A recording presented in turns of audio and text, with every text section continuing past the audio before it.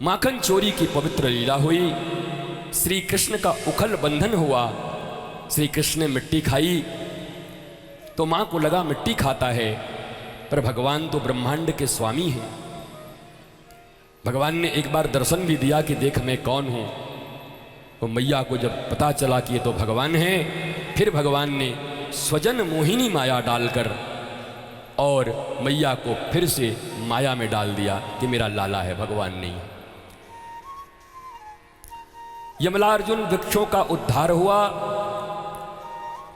गोकुल से फिर वृंदावन जाना पड़ा। जब रोज रोज मामा भेजने लगे, जब गोकुल में बहुत राक्षस आने लगे, तो नंद बाबा इत्यादि ने बैठकर सोचा कि यहां तो रोज कोई ना कोई झंझट होगा, कृष्ण को मारने के लिए लोग आते हैं, चलो कहीं और बस जाते हैं।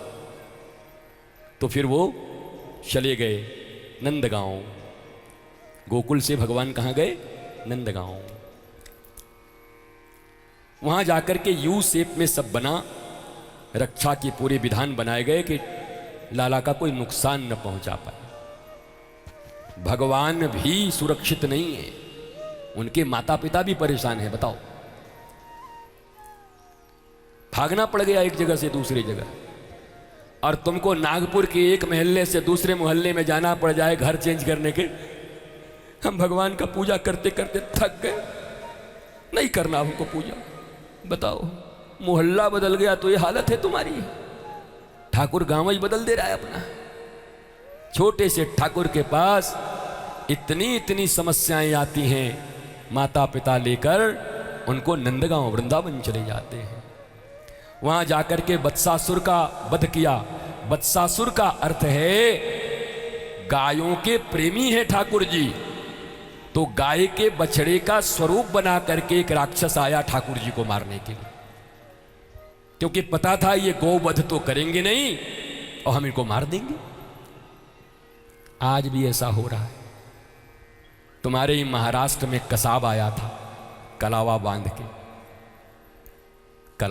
के आया था। दुनिया को ये लगे कि किसी मंदिर से आ रहा है, और आकर तहस नहस कर दिया तुम्हारे मुंबई को।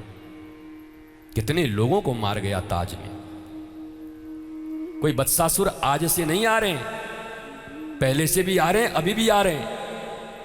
भगवान प्रेम करते बछड़ों को, तो बछड़ा का रूप बनाकर आया, लेकिन फिर ठाकुर जी ने पूंछ पकड़ के घुमा के दन्न कर दिया। बोला आओ आओ आओ।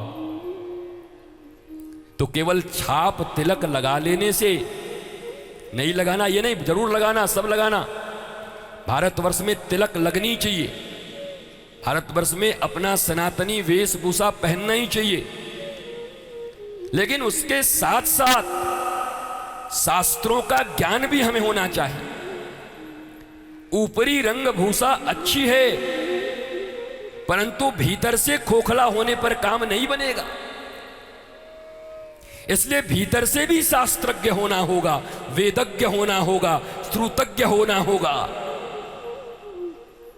तो वत्सासुर को मारा, फिर बकासुर को मारा। बकासुर का तो बता ही दिया, बगुला।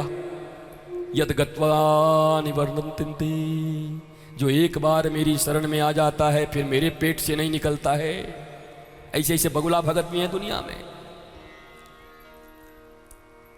अघासुर का उद्धार हुआ। अघ माने पाप, असुर। सांप का ऐसे मुंह में घुस गए सारे ब्रजवासी। नंद नंदन का नाम लेके गए थे इसलिए बच गए। अर्थात भगवान अघ से भी बचा सकते हैं। जीवन में अगर पाप हो गए हैं, पाप में प्रविष्ट हो गए हो, तब भी चिंता मत करना।